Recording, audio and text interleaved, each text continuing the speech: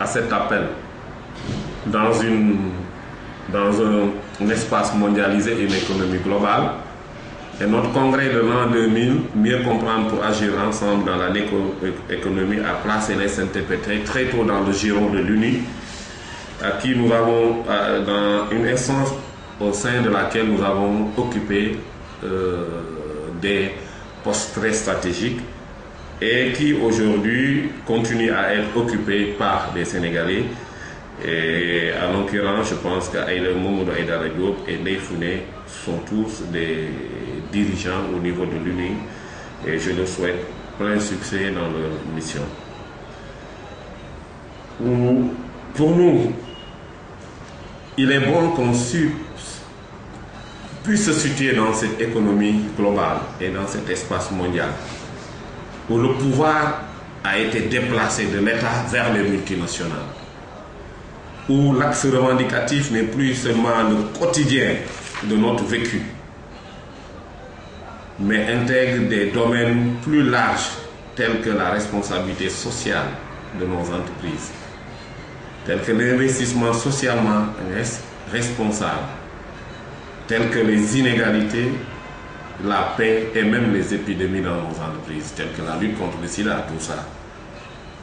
Et ce programme nécessite que les syndicats soient des syndicats forts, mais non pas des syndicats nés, comme nous avons dans nos entreprises.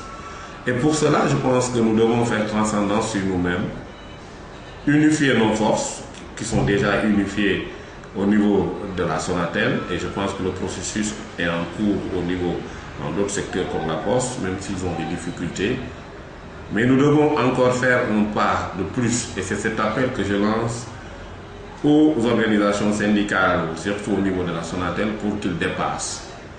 Que le temps aujourd'hui de l'intersyndical non organique doit être dépassé. Ça, c'est peut-être l'ère de Guerre Bouconté, mais l'ère de Founé et d'Aïdara doit être une avancée plus significative vers le renforcement de l'unité syndicale. Sans ce renforcement, l'avenir du syndicat ne peut pas être un avenir ambitieux. Nous nous contenterons toujours à des revendications d'ordre salarial et ainsi de suite, et notre avenir sera toujours biaisé. Et la preuve en est que, pris individuellement, on ne peut gagner aucun combat.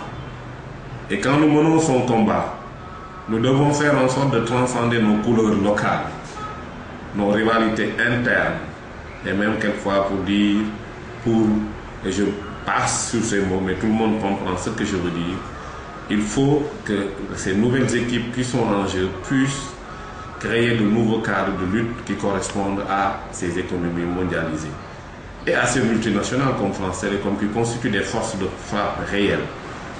Nous devons dépasser même l'horizon national pour aller au secours des syndicats qui ont besoin de nous. Je pense que personnellement, j'ai beaucoup contribué à la naissance du syndicat au Mali. J'ai beaucoup contribué au renforcement du syndicat au Cameroun.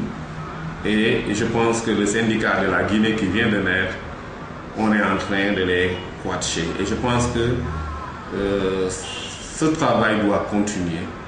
La Sonatel a des tentacules au-delà du Sénégal. Il faut nous aussi que nous puissions battre, elle, au-delà de nos frontières. Et pour cela, ça nécessite un programme ambitieux. Donc, en un mot, ou bien en résumé, des syndicats forts.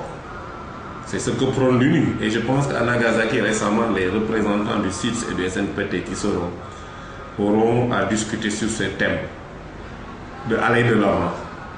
Donc, en un mot, le mot de la fin, c'est aller de l'avant.